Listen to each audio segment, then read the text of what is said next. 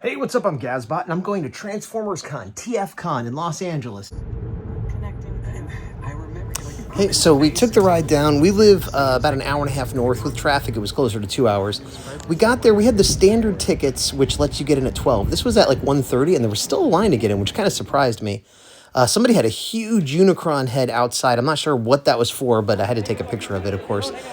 Inside, the show floor was crazy busy. This is the Burbank Marriott Hotel. I've been there before, but, you know, it was nuts.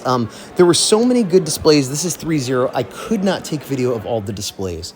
There was tons of new things on display to buy. There was also tons of like vintage bins to dig through. Lots and lots of vendors. That's a plus. The only minus is that it was so crowded. It was actually really hard. I didn't want to like stop and dig through stuff for a while. Oh yeah, they had the transforming, the, you know, auto transforming Transformers on display, which were fantastic. I don't know if I'd ever buy one of these, but they look awesome. This was a third-party Leo Kaiser, which is the HasLab that is coming out soon.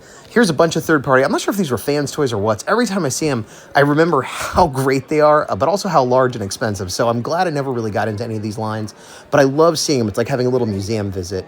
The floor was definitely a lot of fun. We got there, by the time we were inside, it was like 1:30, and we left by like 4 or 5. So we had like kind of a half day. But if you have a whole day to spend there, you could definitely spend your whole day there. I don't know about a whole weekend. If you're going to the panels and things like that, then yeah, maybe.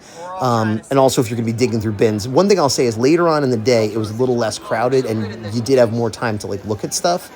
This was a great G1 display where they had the original Omega Supreme running.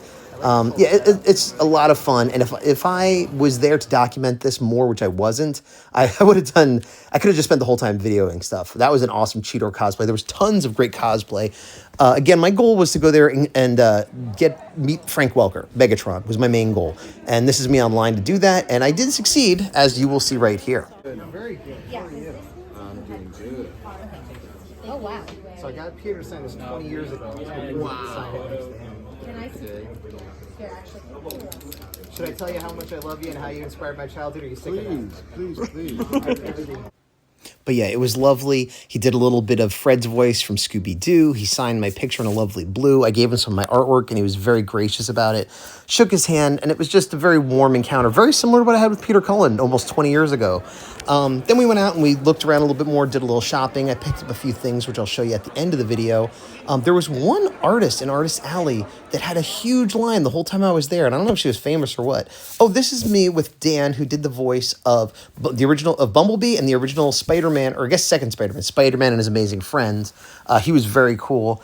I gave him some art and got a picture. And this is a really rare Pretender Combiner, which I didn't even ask the price, but I was shocked to see it. What did I get? Well, this is the bag you got free for attending, and I got this Yellow Park Mini Bumblebee, which is actually, it was $15, which was pretty cheap.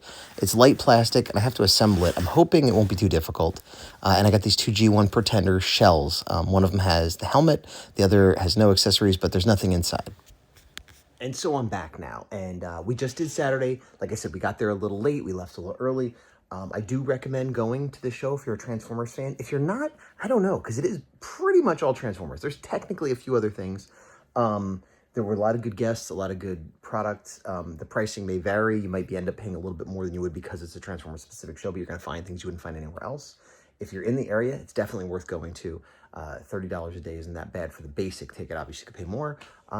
So that's it. Yeah, I may go again next year. I may table again next year. We'll see. Bye.